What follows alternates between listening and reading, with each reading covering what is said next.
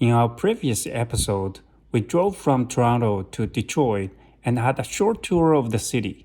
Detroit's downtown core had an abundance of high-rise buildings, and its architecture was wonderful to look at. You could imagine the once prosperous city bustling with life in its prime, but now all we see is a quiet, deserted town.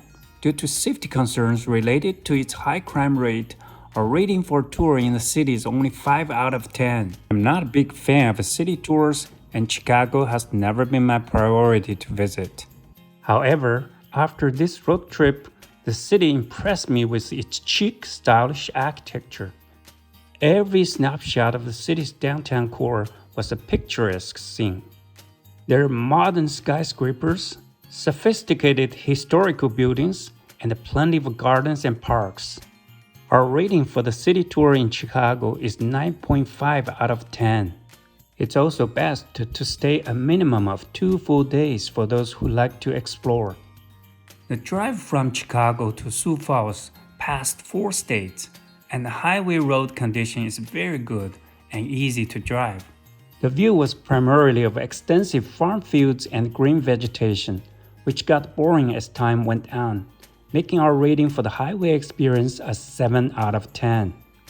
Sioux Falls, in my opinion, is a small town, quiet and peaceful.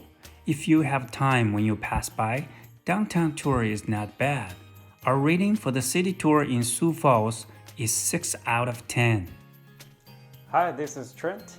If this is your first time to watch our video, please subscribe our channel by clicking the button below. Thank you so much for your support. On day 5 of our trip, we continued to travel along I-90 West from Sioux Falls through Badlands National Park and Wall Drag to Rapid City.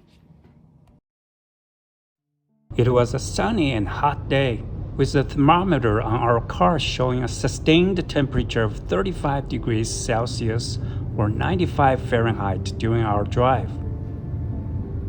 After around 4 hours of driving, we arrived at Badlands National Park at the northeast entrance. This was our first national park out of the many to come. We also made sure to buy the national park annual pass because we knew we were going to visit more than 3 national parks on this trip. The temperature in the park is even higher, reaching 40 degrees Celsius or 104 in Fahrenheit. According to the park's historical temperatures, 40 degrees is very normal in the summer. Lunchtime is here. We took the food out of the cooler and stayed in our air-conditioned car. We tried stopping the AC for a minute, but it felt like we were breathing inside a hot oven.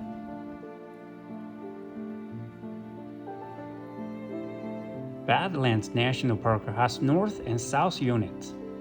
The North unit is managed by U.S. National Park Service, and the entire South unit is managed by Aboriginal people Oglala Sioux tribe. It is easier to explore the North unit by car, which explains why it is the most popular route. The route runs from I-90 exit 131 to south on 240, which will take you to the Badlands Loop Road. You can make stops at plenty of overlooks and see the numerous open valleys, buttes, and pinnacles. There are other 2 driving routes. One is along the Sage Creek Road in the North Unit, and another is along the perimeter of South Unit. The park is also a great place for hikers. There are several hiking trails in North and South units of the park, but be sure to come only at good seasons. Formed by millions of years deposition and erosion, the rocks in the park show a multitude of layers with different colors. According to scientific findings, this park was under seawater around 75 million years ago. The view in the park during the daytime is not the most exceptional, but if you can stay until sunset or come early at sunrise, the views become way more impressive. Unfortunately, we did not get a chance to see the sunset because we mismanaged our time before visiting the park. We didn't realize there will be a 1-hour gain on the route due to the transitioning into a new time zone. The optimal plan would have been to stay at a comfortable air-conditioned hotel room in Sioux Falls until noon and then depart at 1 p.m. That would lead us to arrive at the park around 5 p.m. local time.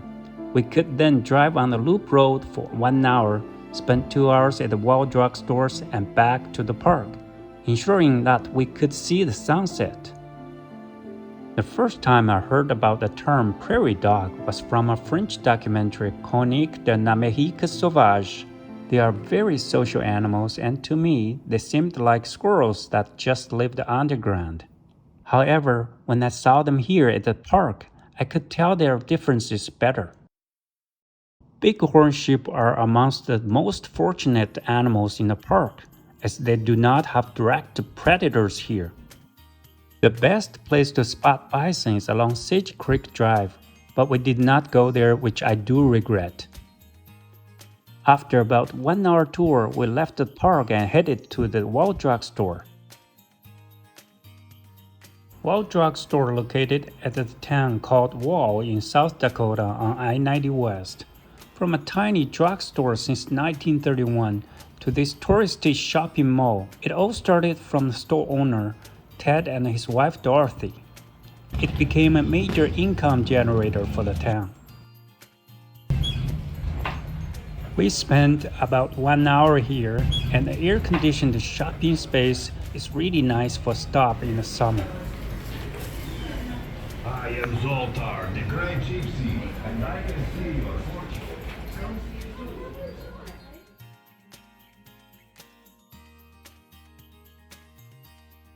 On day 6 of our trip, we depart from Rapid City and make stop at Mount Rushmore National Memorial, then continue to Cody in Wyoming. The total distance is around 395 miles or 640 kilometers. Rapid City is a small town east of South Dakota. Its population is around 80,000. Due to the closeness to Mount Rushmore, it's also called City of Presidents. At downtown core, we saw few life-size president statues at several street corners, but we didn't stop at all because it's already too hot outside. From Rapid City to Mount Rushmore is only about 36 kilometers. It feels good to drive on a scenic road inside the Black Hills National Forest. A group of motorcyclists is going there too, and we saw them since yesterday at the Wild Drug store. Motorcyclist group became a summer road trip must-have component to me after saw them on several road trips in the past. If I don't hear their motorcycle sound, it doesn't feel like summer road trip anymore. Mount Rushmore does not require admission ticket, and $10 parking fee for each family vehicle is the only cost. The 4 presidents chosen by the sculptor Gotzen Borglum are representing the birth, growth, development, and preservation of the United States. It took 18 years for the project from initiation to completion from 1923 to 1941. The 4 presidents are George Washington, first President of the United States, Thomas Jefferson, the 3rd President of the United States, Theodore Roosevelt, 26th President of the United States, Abraham Lincoln, the 16th President of the United States. Walking down to the sculptor's studio is not a long trip, but did not feel comfortable due to the hot summer weather. And there's no air conditioning inside the studio, only fans. Thank you, Park Ranger, for all the speaking you did for us in that room. After finishing a tour at Mount Rushmore, not very long, we already drove through the Black Hills National Forest and into the Thunder Basin National Grassland. Due to its not suitable for agriculture climate, part of the grassland is still intact from humans' exploitation.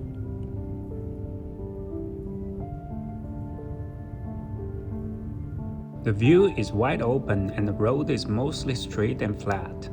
The horizon keeps rolling away from us and converged with the sky far away. Now I can put the car on cruise control and let my feet take a break. From Sioux Falls to here, the landscape has gradually changed from massive farmland to mountains and grassland.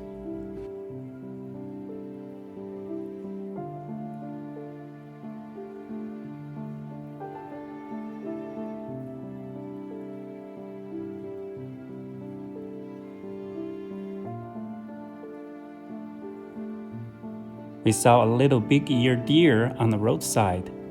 It's always exciting to spot animals in their natural habitat.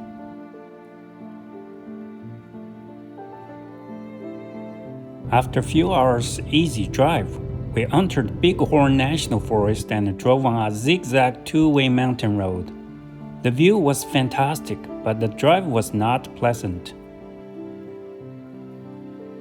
Located just about halfway between Mount Rushmore and Yellowstone National Park, the Bighorn Mountains are a sister range of the Rocky Mountains. The size of a Bighorn National Forest is about 200,000 acres. Comparing to Black Hills National Forest, it is much smaller. Temperature in the mountains dropped to 12 degrees from 34 degrees, which is from 94 to 54 in Fahrenheit. The little rain plus the cloudy weather suddenly put us in a chill mode, and we started to think why we didn't bring winter jacket.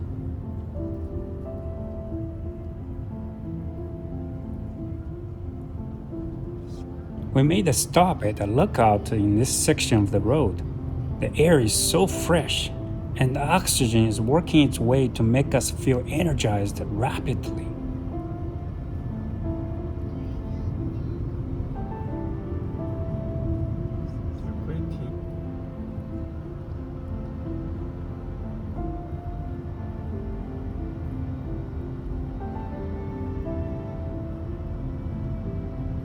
Since our eyes have much better dynamic range than a camera lens, our video can't justify what we saw at this amazing place.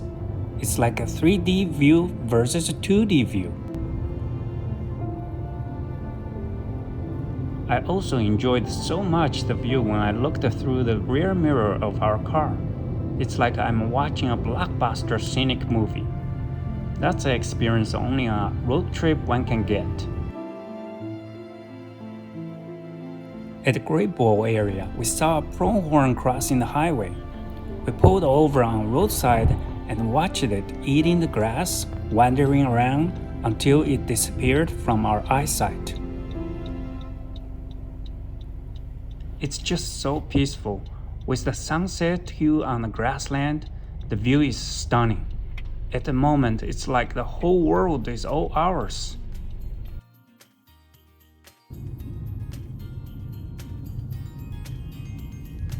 From Great Bowl, we reached the town Cody in Wyoming in about 1 hour. It is the closest town on the east side of Yellowstone National Park. It only has about 10,000 residents here, and they'll welcome hundreds of thousands of visitors each year.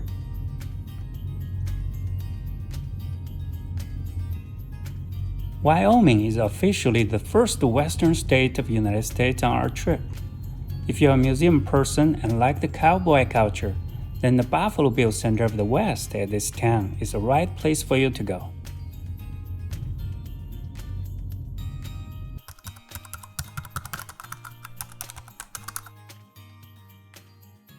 Today is a big day as we're going to visit Yellowstone National Park. From Cody to the east entrance is about 52 miles or 88 kilometers. It took us 1 hour roughly.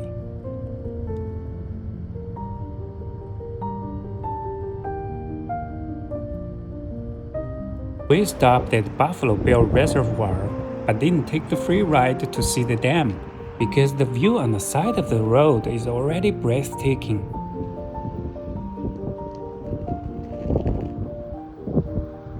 The rain is getting heavier and heavier, but it didn't bother us.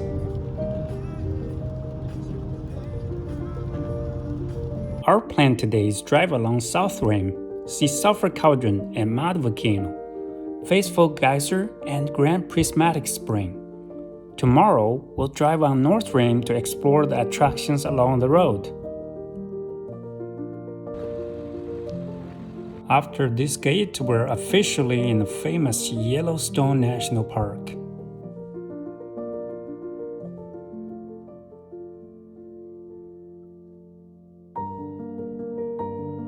The rain stopped for a little while when we were at the Yellowstone Lake. The color of the water is not attractive today because of the cloudy weather, but I believe the lake will be very beautiful when the sky is blue.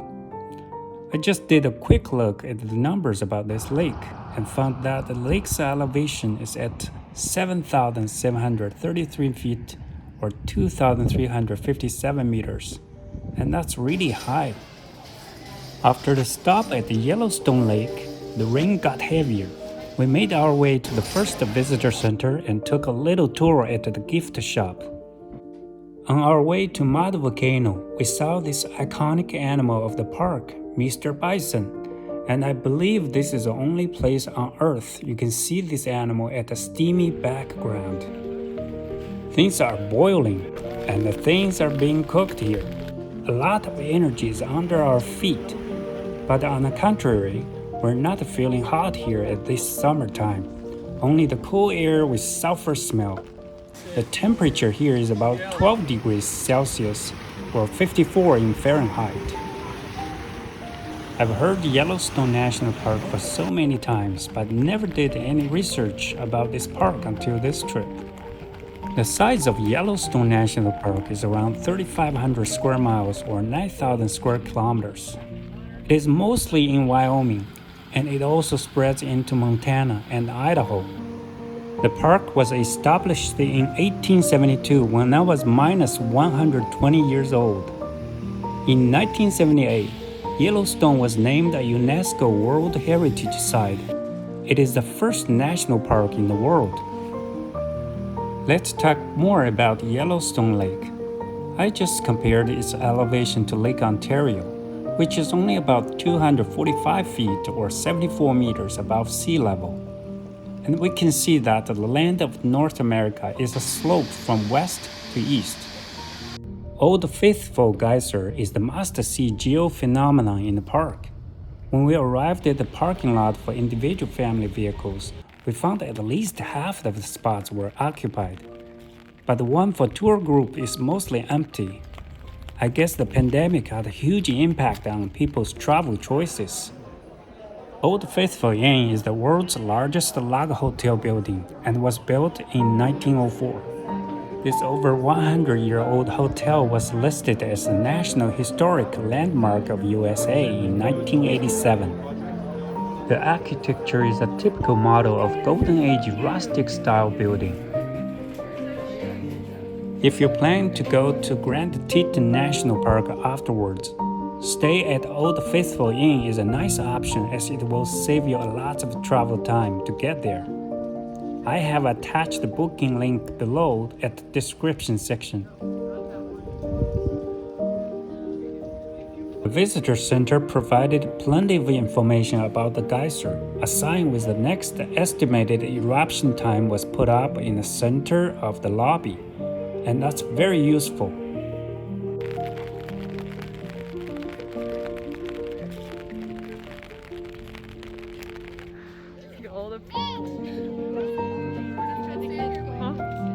After long waiting, the exciting moment finally arrived. The eruption lasted about 3 minutes in total.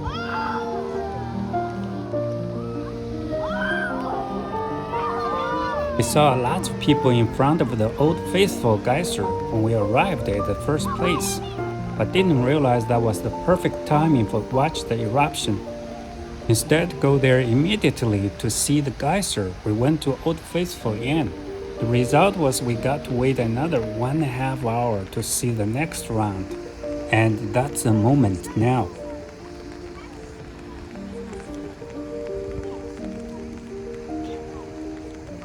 From Old Faithful Geyser to Grand Prismatic Spring is about 15 minutes drive.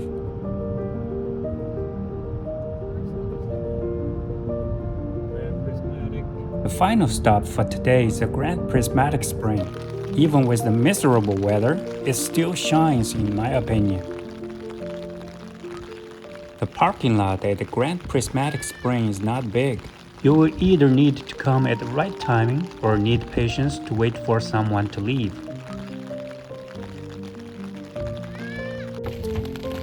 The drive to our hotel at Island Park in Idaho was fantastic. Please ignore this temporary heavy rainfall. Once we reached the town of Yellowstone, it turned to be a little drizzle, and later the scenic drive in Idaho really impressed me. This is one of the most beautiful drives on this trip.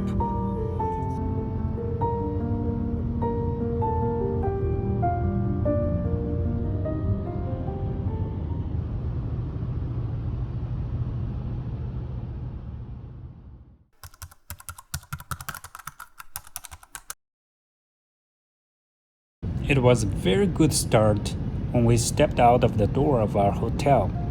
The blue sky and the comfortable temperature. We couldn't ask for more. The drive was so enjoyable and I could just keep going for another 2 hours and I won't get bored. Artist's Paint Pots contains a few large hot springs, several geysers, and various small, colorful mud pots.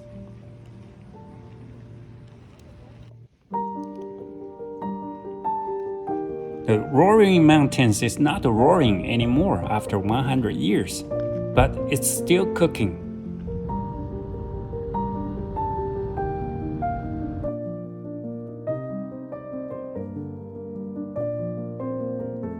The park is huge.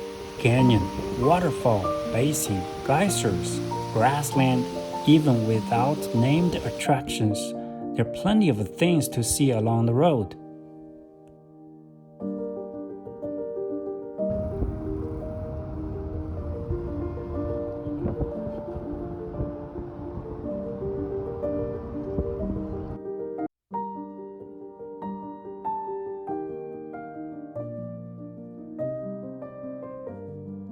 Another won't-be-missed spot is Mammoth Hot Springs. While scientists are continuing to study where the heat for the hot springs comes from, we just need to enjoy the beautiful colors of the layered calcium carbonate, which were from those springs deposits.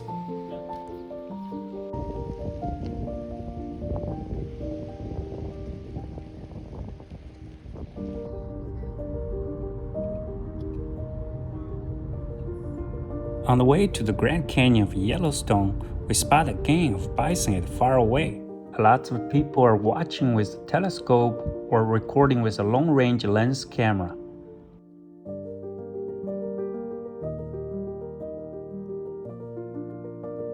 I was hoping they could come over to cross the road and create a traffic jam for us. Then that would be really delightful. The Grand Canyon of Yellowstone may not be as famous as the one at Arizona, but the view will also take your breath away.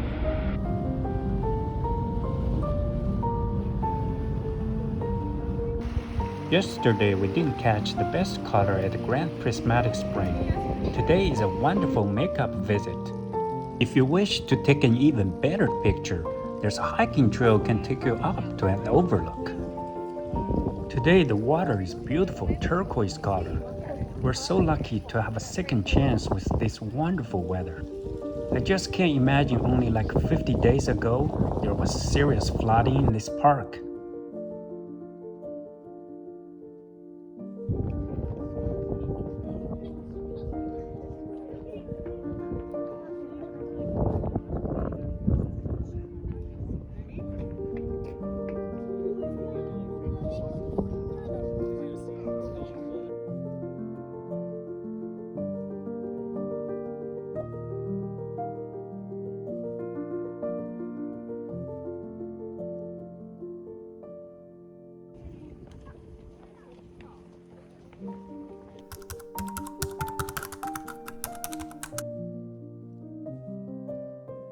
Thank you for watching our video today.